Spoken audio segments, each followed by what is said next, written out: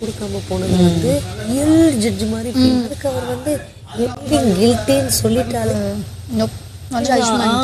உங்களுக்கு நண்பர்கள் அனைவருக்கும் வணக்கம். இப்ப லைவ்ல நடந்துட்டு இருக்க விஷயத்தை பத்தி தான் பார்க்க போறோம். 3 பேர் உட்காந்து பேசிட்டு இருக்காங்க. விஜய் பார்வதி, ஆதிரை, அதுக்கப்புறம் வந்து வியானா. இவங்க 3 பேர் தான் பேசிட்டு இருக்காங்க. என்னெல்லாம் பேசிட்டு இருக்காங்கன்றத பார்க்கறதுக்கு முன்னாடி இந்த வீடியோக்கு ஒரு லைக் போடுங்க. ரிக்வெஸ்டா தான் இந்த விஷயத்தை கேட்கறேன். நீங்க நிறைய லைக் போட்டீங்கன்னா இந்த வீடியோ கொஞ்சம் பூஸ்ட் ஆகிறதுக்கு ஹெல்ப்ஃபுல்லா இருக்கும். அதனால தயவு செஞ்சு இந்த விஷயத்தை மட்டும் பண்ணுங்க. லைக் போடாம இருக்கீங்கன்னா லைக்கை போட்டு கண்டினியூ பண்ணுங்க. இன்னும் சப்ஸ்கிரைப் பண்ணாம இருக்கீங்கன்னா நம்ம சேனலை சப்ஸ்கிரைபும் பண்ணி வச்சுக்கோங்க.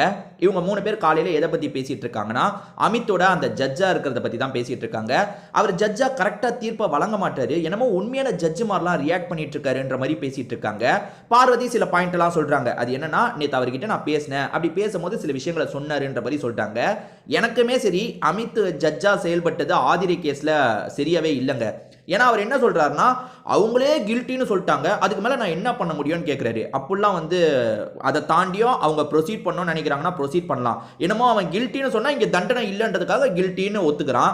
இப்ப நம்ம நெஜத்துல ஒரு தப்பு பண்ணி நம்ம ஜட்ஜி முன்னாடி நிக்கிறோம்னு வைங்களேன், கில்ட்டின்னு அவ்வளோ சீக்கிரம் ஏத்துக்க மாட்டோம். ஏன்னா நம்ம கில்ட்டின்னு ஏத்துக்கிட்டோம்னா ஏதாவது ஒரு தண்டனை தருவாங்க. தப்பை பொறுத்து தண்டனை மாறும்னு வச்சுக்கோங்க. திருட்டு கேஸ்னா ஒரு தண்டனை இருக்கும், கொலை கேஸ்னா ஒரு தண்டனை இருக்கும், இல்ல ஏதோ ஒரு ஏமாத்து கேஸ்னா ஒரு தண்டனை இருக்கும். ஆக மொத்தத்துல தண்டனைன்னு ஒன்று இருக்கும். அதுக்கு பயந்து தான் யாருமே கில்ட்டியா இருந்தாலும் கில்ட்டின்றதை ஒத்துக்க மாட்டாங்க.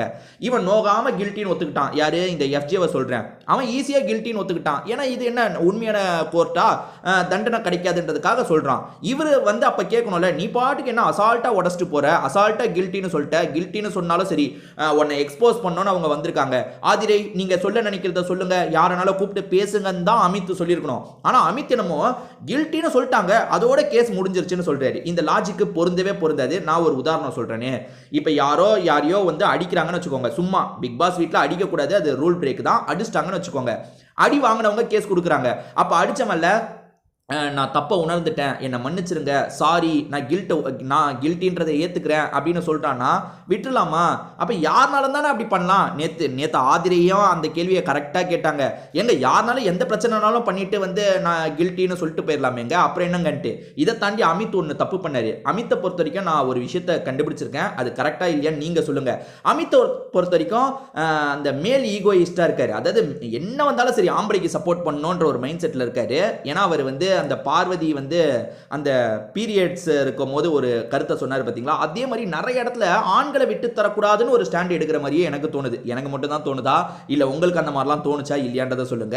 ஏன்னா ஆதிரையும் சரி அரோராவும் சரி அந்த இடத்துல கரெக்டான கேள்வியை தான் கேட்டாங்க. ஏங்க யாருனாலும் தான் அப்படி பார்த்தா இது பண்ணலாம், யாருனாலும் தான் வந்து கடைசியில் இங்கே வந்து கில்ட்டின்னு சொல்லலான்ற மாதிரி சொன்னாங்க. இதை தாண்டி ஒரு விஷயமும் நடந்தது. அது என்னன்னு பார்த்தீங்கன்னா, இதெல்லாம் கோர்ட்டுக்கு கொண்டு வராதீங்க, ஏங்க இது உப்பு சப்பே இல்லாததெல்லாம் எதுக்குங்க கோர்ட்டுக்கு கொண்டு வரீங்கன்னு கேட்குறாரு. இதுவே உப்பு சப்பு இல்லாததா? எனக்கு புரியல. இங்க நடந்த கேஸ்ல முக்கியமான கேஸே ஆதிரை எஃப்ஜே மேல போட்ட கேஸ் தான். அதுவே உப்பு சப்பு இல்லாத கேஸ்ன்றாரு. அதுக்கப்புறம் என்ன சொல்றாருன்னா, ஆதிரை வந்து சொல்றாங்க, பிக் பாஸே நிறைய கனவு கண்டு வச்சிருப்பாரு, இந்த கேஸ் நல்லா போகும், பயங்கரமா போகும்ட்டு. நீங்க பிக் பாஸே ஏமாத்திட்டீங்க, அந்த அளவுக்கு இந்த கேஸை சப்புன்னு முடிச்சிட்டீங்கன்ட்டு. அவன் வெளியே வந்து எஃப்ஜே சிரிக்கிறான், பாத்தியா நாங்க சாமர்த்தியமா முடிச்சிட்டோன்ற மாதிரி. ஸோ அதை பத்தி தான் இவங்க 3 பேர் பேசிட்டு இருக்காங்க. அமித் வந்து ஒரு மாதிரி பண்றாரு, கரெக்டா பண்ணல, இன்னும் அந்த விஷயத்தை கரெக்டா ஹேண்டில் பண்ணிக்கலான்னு. ஏன்னா சுபிக்ஷா கூட கேட்கலான்னு நடுவில் சொல்லுவாங்க. ஆனா அமித் மறைச்சு கேஸை முடிக்கிறதுல தாங்க குறியா இருந்தாரு. அது எப்படின்னு தெரியல. அமித் வந்து ஒருவேளை விக்ரம் எஃப்ஜே சூஸ் பண்ண ஜட்ஜா அப்படி, ஆனா அவங்க அப்படி சூஸ் பண்ண ஜட்ஜா இருந்தாலுமே அப்படி போக கூடாதுல்ல. அது என்னங்க எனக்கு புரியல. லாயரை செலக்ட் பண்றாங்க, ஓகே, ஜட்ஜை எப்படிங்க செலக்ட் பண்றாங்க? இது எனக்கான ஜட்ஜு, இது அவங்களுக்கான ஜட்ஜுன்ட்டு. அதுவே முதல்ல தப்புங்க. ஒரு ஜட்ஜு தாங்க இருக்கணும். அது என்ன இவங்களுக்கு ஒரு ஜட்ஜு அவங்களுக்கு ஒரு ஜட்ஜுலாம் செலக்ட் பண்றாங்க. எனக்கு இதெல்லாம் தப்பா தெரிஞ்சது. உங்களுக்கு எப்படி தெரிஞ்சது? உங்களுக்கு ஏதாவது கருத்து இருந்தால் அதை பற்றியும் ஷேர் பண்ணிக்கோங்க. நானுமே பார்த்து தெரிஞ்சுக்கிறேன். திரும்பி வேற ஒரு வீடியோவில் நம்ம பார்க்கலாம்.